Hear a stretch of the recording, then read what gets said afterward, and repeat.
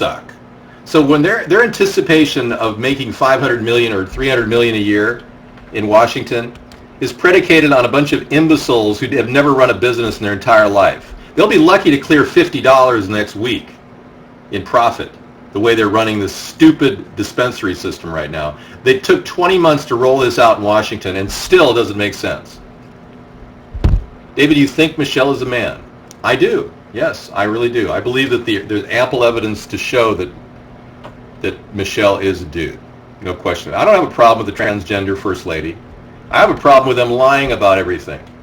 That's what my biggest concern is. I'm in favor of lesbian, bi, transgender, gay rights, whatever. LGBT, all those important issues are important to me too, because I don't want to be judged because I'm living with a woman in a partnership. And if Sarah or I were the same-sex partners, it would be the same type of relationship. And I support the rights of individuals to not have to report to the government. I don't support a national same-sex marriage law, though. Yeah, totally, man. But, like, if I were President Buck, I would make it the first thing I do. Legalize marijuana, pull it off the list of controlled substances, and basically make it so that you could grow it for your own personal edification. But if you sold it, you'd have to actually pay a tax on it. ATP for the win. That's the goal, to get a national legalization campaign merged with this party growth. You don't have to make a big deal about Obama anymore because he's going to be drifting out of the picture and probably spending the rest of his life in the Cayman Islands with his padded bank accounts. So I don't think you need to worry about the fact that you threw this obstacle in front of us just like the Republicans did with Bush. We got 8 years of a do-nothing president with Bush, 8 years of a do-nothing president with Obama. Voila. You managed to tie up 16 years of potential progress in America. Good job, dude. Ha ha. Yeah.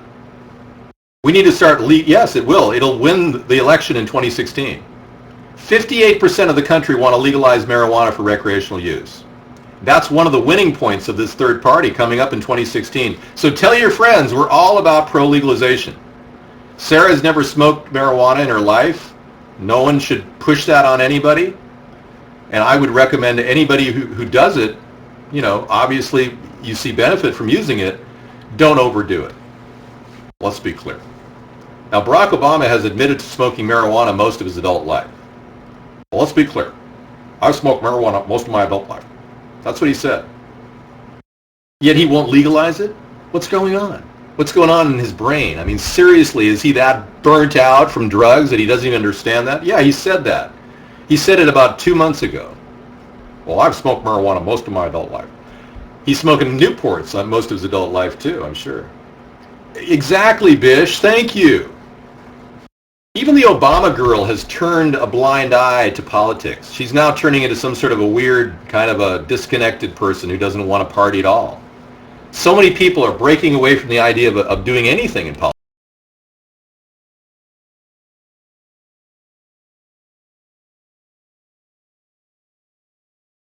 politics. And what is happening is they're playing right into the hand of the elitists. They're becoming either anarchists or secessionists or just basically apathetists.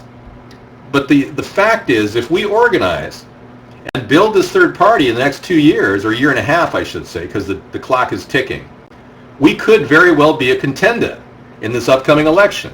Seriously. But it's going to take a lot of people on the internet who are very active, like you guys are, to pull this off.